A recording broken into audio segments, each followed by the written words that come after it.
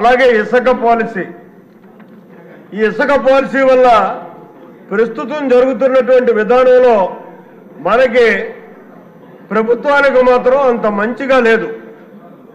కాబట్టి దయించి దాని మీద పునరాలోచన చేయాలి.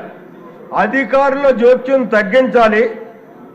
ఏదైతే గత పూర్వ విధానంలో ఎవరికి అవసరం ఉంటే వాడు వెళ్ళి ఇసుక తెచ్చుకునేటటువంటి విధానం ఉండేదో అదే విధానంతో మనం వదిలేసినట్టయితే పై ప్రాంతాలు పై రాష్ట్రాలకు పోకుండా నిరోధించగలిగి ఫ్రీగా ఆళ్లే వెళ్ళి తెచ్చుకునేలాగా, ఆళ్లే తవ్వుకునేలాగా, ఆళ్లే ట్రాన్స్పోర్ట్ చేసుకునేలాగా చేసినట్టయితే ఇసుక వల్ల మనకు మంచి వచ్చేటటువంటి పరిస్థితి ఉంటుంది అన్నది నా ఆలోచన.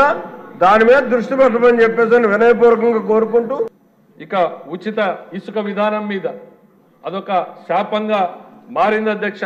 ఒకవైపు ప్రభుత్వం ఉచిత ఇసుక ప్రవేశపెట్టినా కూడా దానికి ఆశించినటువంటి ఫలితం రాలేదు అనేటువంటిది ముఖ్యమంత్రి గారు అనేక సందర్భాల్లో ప్రస్తావించారు అధ్యక్ష. ఇప్పటికీ కూడా ఇందాక జ్యోతుల్ నెహ్రూ గారు కూడా మాట్లాడుతూ ఇప్పటికీ ఇంకా కొద్ది ప్రాంతం గోదావరి జిల్లాల్లో ప్రాబ్లం ఉందన్నారు. కొండయ్య గారు మాట్లాడుతూ మొన్న కార్యాలయంలో కూడా ఆయన సూచనలు చేశారు అధ్యక్ష.